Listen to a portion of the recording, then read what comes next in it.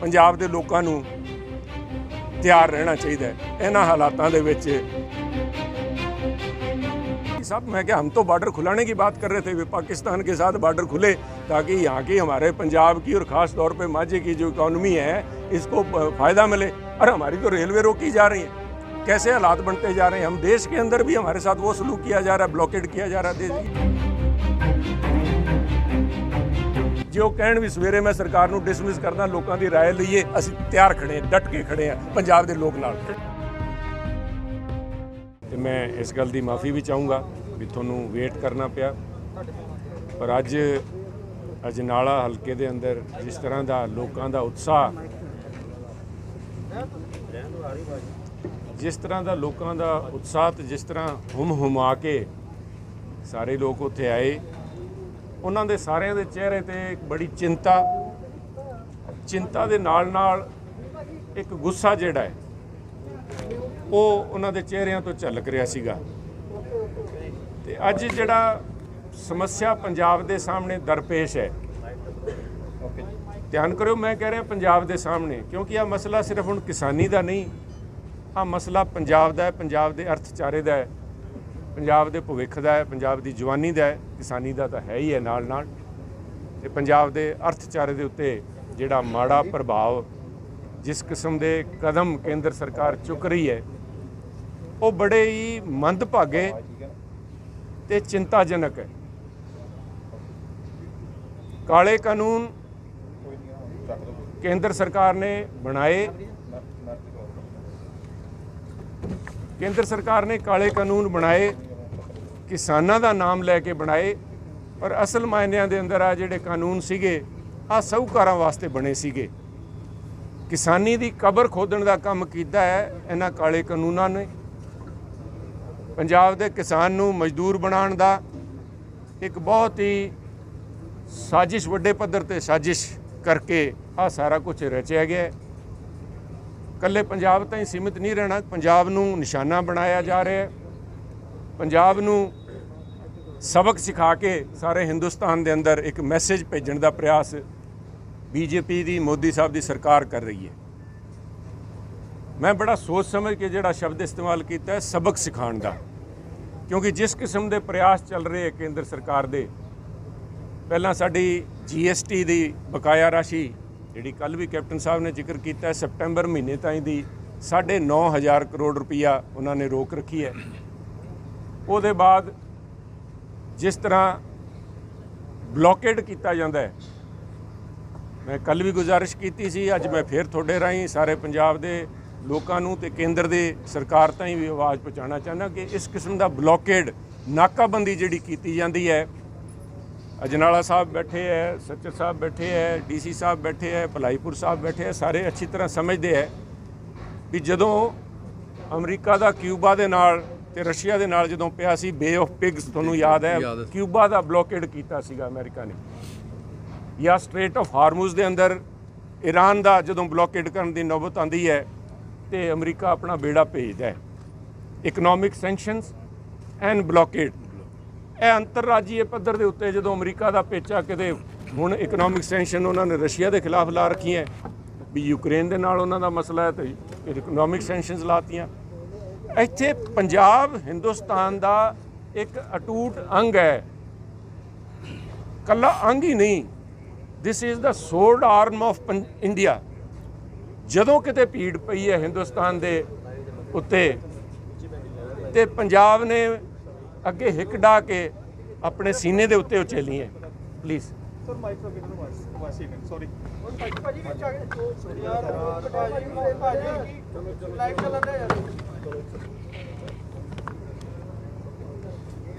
पंजाब खड़क भुजा है हिंदुस्तान की, सोर्ड आर्म ऑफ इंडिया, जिते किते भी भीड़ पई है, चाहे कारगिल सी, चाहे 62 सी, चाहे 65 सी, चाहे 71 सीगी, चाहे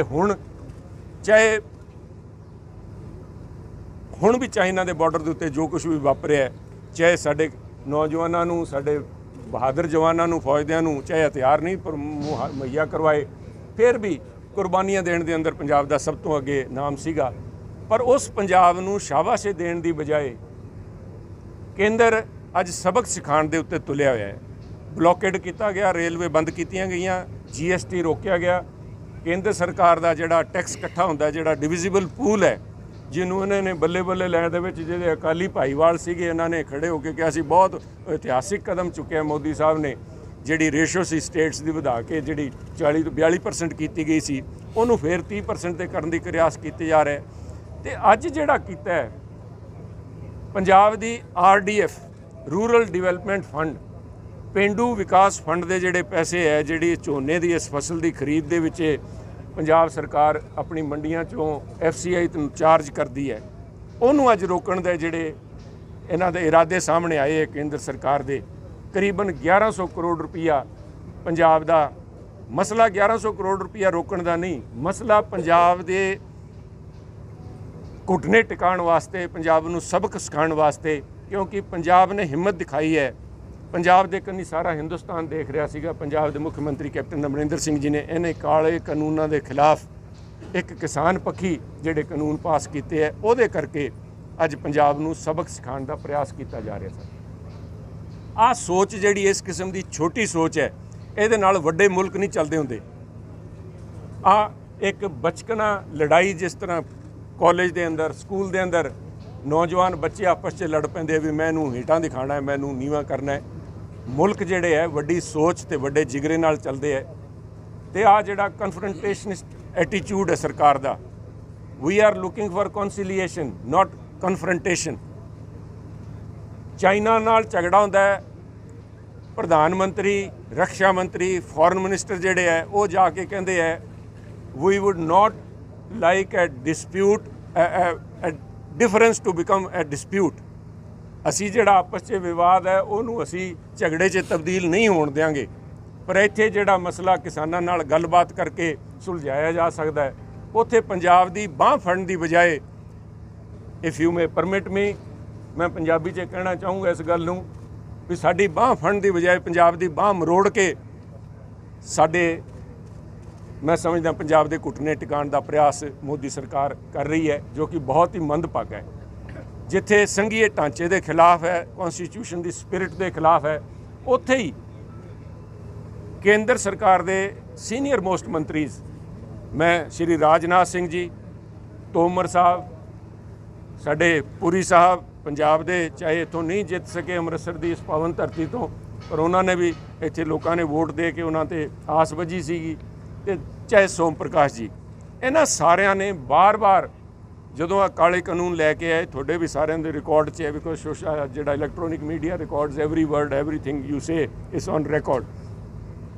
ਉਹਦੇ 'ਚ ਉਹਨਾਂ ਨੇ ਕਿਹਾ ਸੀਗਾ ਵੀ ਆਹ ਜਿਹੜੇ ਪੰਜਾਬ ਸਰਕਾਰ ਗੱਲ ਕਰ ਰਹੀ ਹੈ ਵੀ ਸਾਡੇ ਜਿਹੜੇ ਸਾਨੂੰ ਕਰੀਬਨ 5000 ਕਰੋੜ ਰੁਪਈਆ ਜਿਹੜਾ RDF ਮੰਡੀ ਟੈਕਸ ਦੇ ਰਾਹੀਂ ਇਕੱਠਾ ਹੁੰਦਾ ਹੈ, ਇਹਦੇ ਉੱਤੇ ਕੋਈ ਅਸਰ ਨਹੀਂ ਪਊਗਾ।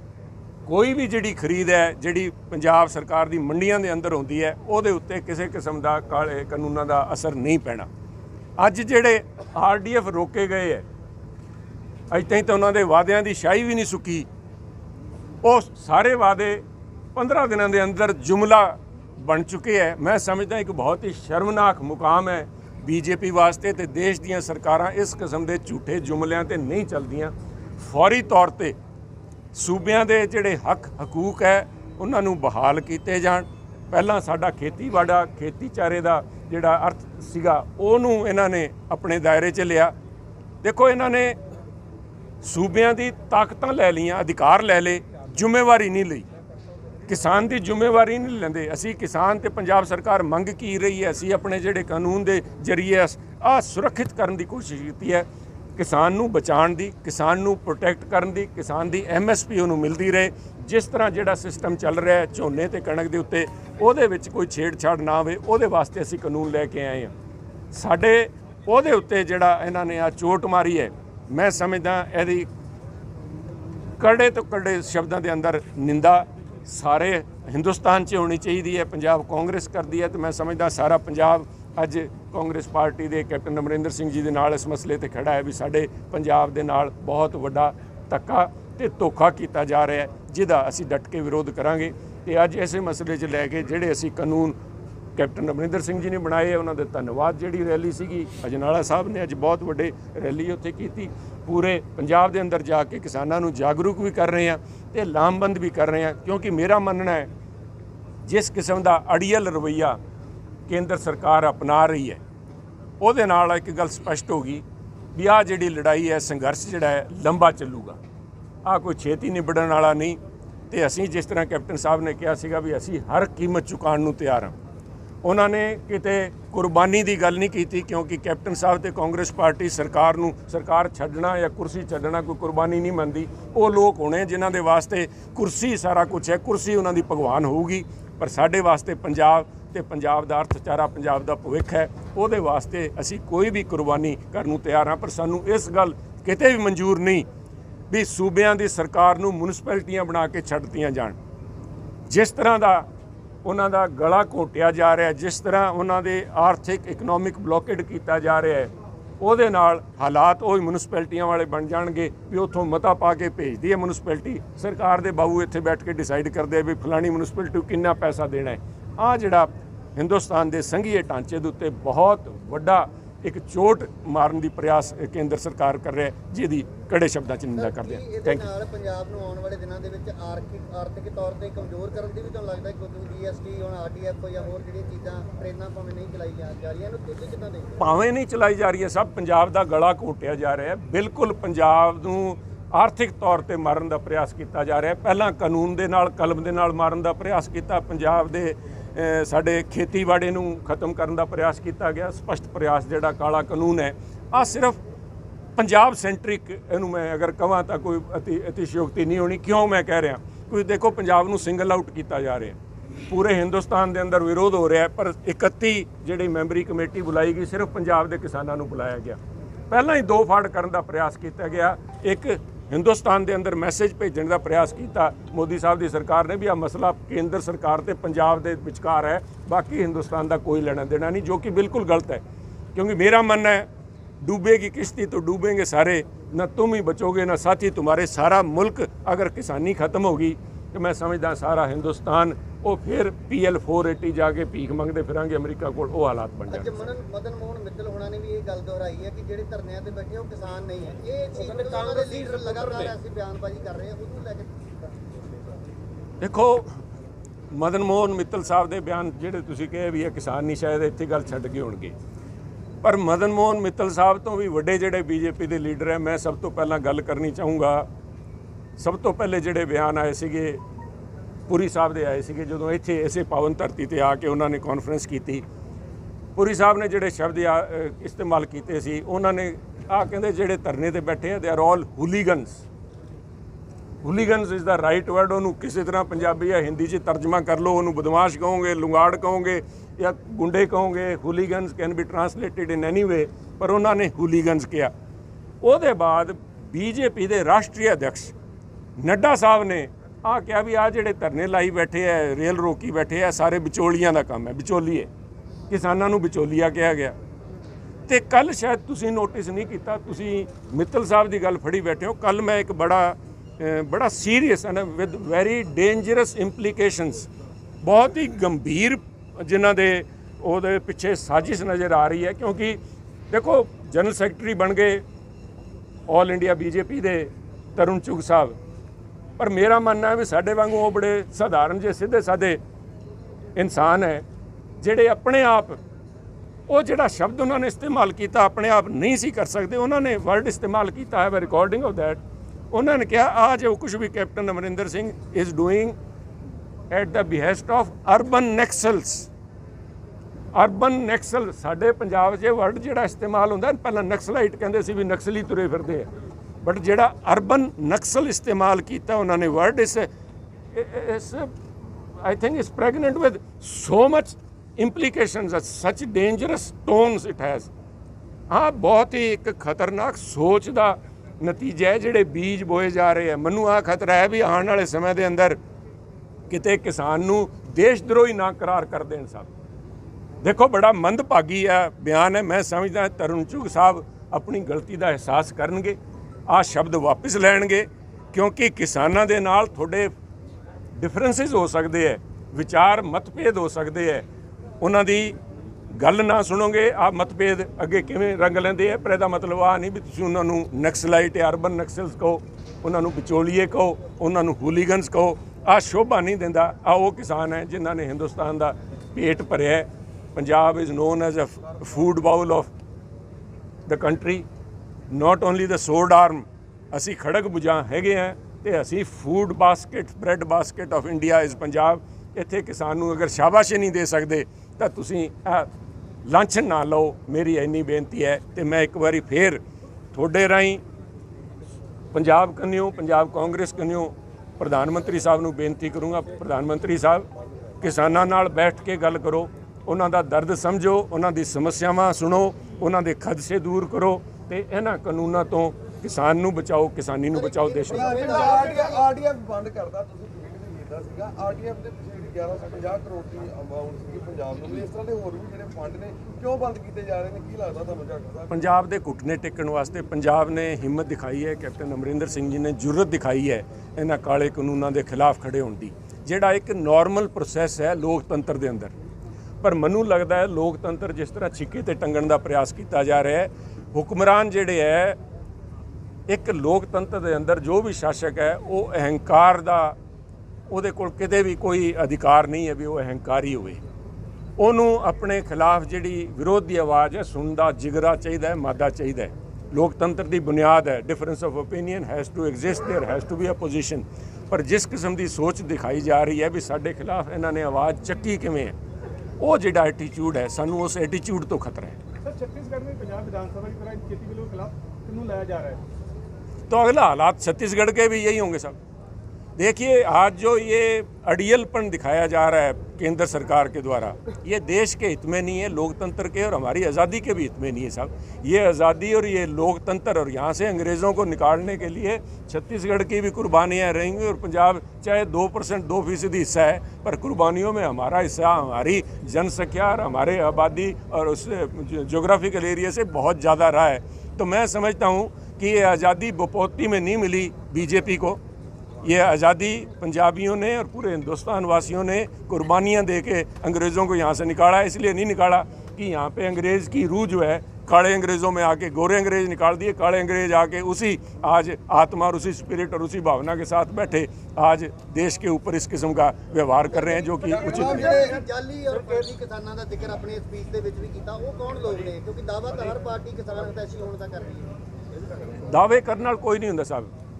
ਮੈਂ ਜੇ ਇੱਥੇ ਅੱਜ ਕੁੜਤੇ ਪਜਾਮੇ 'ਚ ਬੈਠਾ ਤਾਂ ਮੈਨੂੰ ਕਿਸਾਨ ਹੋਣ ਵਾਸਤੇ ਪ੍ਰੂਵ ਕਰਨ ਵਾਸਤੇ ਨਹੀਂ, ਮੈਂ ਜੀਨ ਪਾ ਕੇ ਵੀ ਗੱਲ ਕਰਦਾ। ਮੈਨੂੰ ਕਿਸੇ ਦੇ ਸਰਟੀਫਿਕੇਟ ਦੀ ਲੋੜ ਨਹੀਂ। ਪਰ ਜਿਨ੍ਹਾਂ ਦੇ ਮਨ 'ਚ ਚੋਰ ਹੁੰਦਾ, ਜਿਨ੍ਹਾਂ ਦੀ ਮੈਂ ਗੱਲ ਕੀਤੀ ਹੈ ਵਿਚਾਰ, ਜਿਨ੍ਹਾਂ ਨੂੰ ਆਮ ਆਦਮੀ ਪਾਰਟੀ ਦੇ, ਦੇਖੋ ਸਾਡੇ ਡਿਫਰੈਂਸ ਆਫ ਓਪੀਨੀਅਨ ਹੈ ਭਗਵੰਤ ਮਾਨ ਜੀ ਨਾਲ, ਉਹਨਾਂ ਦੀ ਪਾਰਟੀ ਨਾਲ ਸਾਡੇ ਡਿਫਰੈਂਸ ਆਫ ਓਪੀਨੀਅਨ ਹੈ। ਪਰ ਜਿਹੜੀ ਗੱਲ ਉਹਨਾਂ ਨੇ ਕੀਤੀ ਸੀਗੀ ਵੀ ਲੋਕ ਸਭਾ ਦੇ ਅੰਦਰ ਜਿਹੜੀ ਪੁਸ਼ਪਾ ਦੇਵੀ ਆ, ਪੁਸ਼ਪਾ ਰਾਣੀ ਦੀ ਗੱਲ ਕੀਤੀ ਹੈ ਉਹਨਾਂ ਨੇ, ਉਹ ਅੱਜ ਸਾਰੇ ਲੋਕਾਂ ਨੂੰ, ਸਭ ਲੋਕਾਂ ਨੂੰ ਪਤਾ ਸਭ।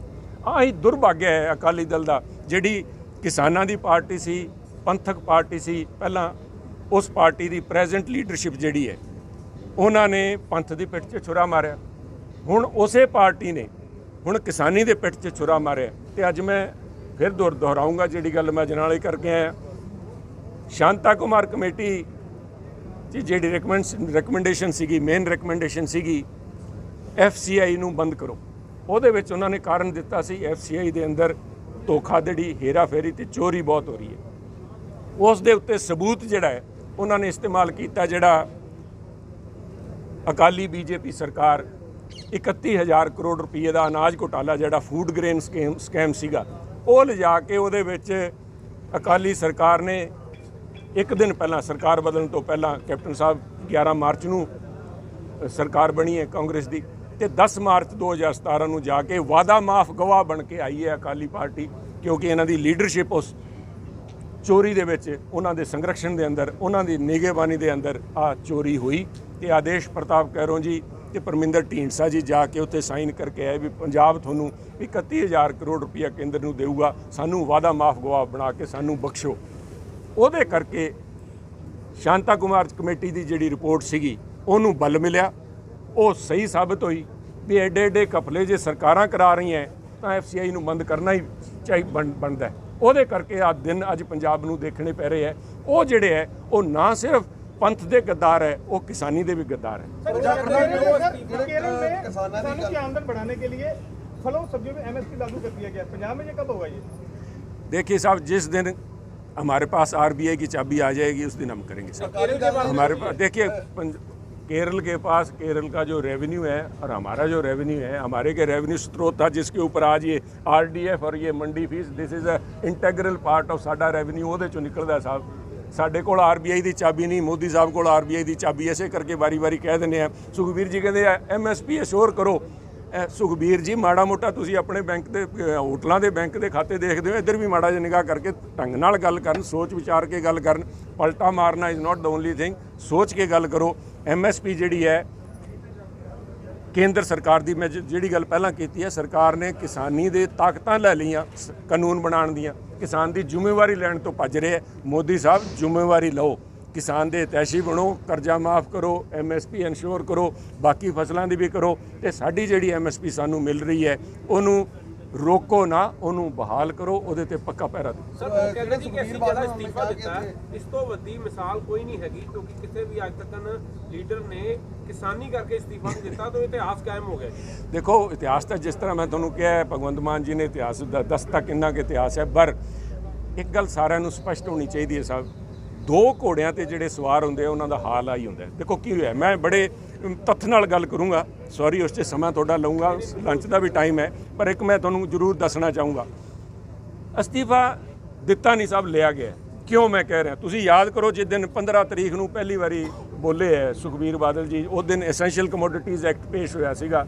ਆ ਜਿਹੜਾ ਦੂਜਾ ਐਕਟ ਹੈ ਜੇ ਪੇਸ਼ ਨਹੀਂ ਸੀ ਹੋਇਆ, ਤੇ ਉਸ ਦਿਨ ਉਹਨਾਂ ਨੇ ਜਿਸ ਦਿਨ ਖੜੇ ਹੋ ਕੇ ਕਿਹਾ ਮੈਂ ਕਿਸਾਨ हूँ और मैंने देखा कि जियो वाले सिम कार्ड पहले सस्ते दे के बाकी कंपनियां बंद करा दी, ये ਜਿਹੜਾ ਉਸ ਦਿਨ ਕੀਤਾ ਉਸ ਦਿਨ ਉਹਨਾਂ ਨੇ ਕਿਤੇ BJP ਦੇ ਖਿਲਾਫ ਨਹੀਂ ਬੋਲੇ, ਉਹ ਕਿਤੇ ਮੋਦੀ ਸਾਹਿਬ ਦੇ ਖਿਲਾਫ ਤਾਂ ਬੋਲਣਾ ਹੀ ਕੀ ਸੀ, ਤੇ ਨਾ ਹੀ ਉਹਨਾਂ ਨੇ ਸਿਰਫ ਇੰਨਾ ਕਿਹਾ ਵੀ ਮੈਂ ਇਸ ਐਸੈਂਸ਼ੀਅਲ ਕਮੋਡਿਟੀ ਕਾਨੂੰਨ ਜਿਹੜਾ ਹੈ ਆ ਕਿਸਾਨ ਵਾਸਤੇ ਘਾਤਕ ਸਾਬਤ ਹੋਊਗਾ, ਇਸ 'ਚ ਜਮਾਖੋਰੀ ਵਾਲਿਆ ਉਹਨਾਂ ਨੇ ਗੱਲ ਕੀਤੀ ਤਾਂ ਨਹੀਂ ਕੀਤੀ, ਪਰ ਮੈਂ ਕਹਿ ਰਿਹਾ ਵੀ ਆ ਜਮਾਖੋਰੀ ਕਾਨੂੰਨ ਹੈ। ਪਰ ਉਸ ਦਿਨ ਬੀਬਾ ਹਰਸਿਮਰਤ ਕੌਰ ਜੀ ਲੋਕ ਸਭਾ 'ਚ ਨਹੀਂ ਸੀ ਬੈਠੇ ਜਦੋਂ ਆ ਬੋਲ ਰਹੇ ਸੀਗੇ। ਕਿਉਂ? ਇਹ ਦੇਖੋ ਸੋਚਣੇ ਪੈਂਦੀਆਂ ਗੱਲਾਂ ਨੂੰ, ਥੋੜ੍ਹਾ ਜਿਹਾ ਕੋਖੋਂ ਸਾਰਿਆਂ ਦੇ ਸਮਝ ਆ ਜੂਗੀ।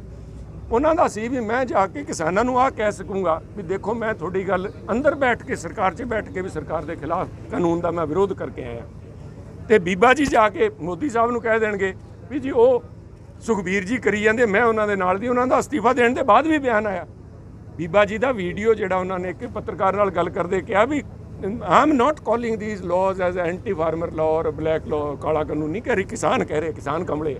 ਸੋ ਉਹਨਾਂ ਦਾ ਸੀਗਾ ਵੀ ਅੰਦਰ ਵੀ ਰਹਿ ਲਾਂਗੇ, ਕਿਸਾਨਾਂ ਨਾਲ ਵੀ ਸਕੀਰੀ ਪਾ ਲਾਂਗੇ ਤੇ ਇੱਧਰ। ਪਰ ਮੋਦੀ ਸਾਹਿਬ ਡਾਕਟਰ ਮਨਮੋਹਨ ਸਿੰਘ ਤਾਂ ਹੈ ਨਹੀਂ ਸਾਹਿਬ ਵੀ ਜਿਨ੍ਹਾਂ ਨੇ ਪੰਜਾਬ ਦੇਖ ਕੇ ਸਾਰਾ ਕੁਝ ਲੁਟਾਤਾ। ਉਹ ਮੋਦੀ ਸਾਹਿਬ ਸੀ, ਉਹਨਾਂ ਨੇ ਕਿਹਾ ਵੀ ਤੁਹਾਡੇ ਨਾਲ ਸਾਡਾ ਬੜਾ ਲੰਬਾ ਜਿਹੜਾ ਨੂੰਹ ਮਾਸ ਦਾ ਰਿਸ਼ਤਾ ਰਿਹਾ ਹੈ, ਤੇ ਇਸ ਕਰਕੇ ਇੰਨਾ ਕਿ ਤੁਹਾਨੂੰ ਮੈਂ ਦੇ ਦੇਣਾ ਲੀਵ ਹੈ, ਅੱਜ ਉਹਨੂੰ ਕਹਿੰਦੇ ਮਾੜੀ ਜੀ ਢਿੱਲ ਦੇ ਦੇਣਾ ਤੇ ਅਸਤੀਫਾ ਦੇ ਦਿਓ, ਉਹਨੂੰ ਮੈਂ ਬਰਖਾਸਤ ਕਰਨ ਲੱਗਿਆ।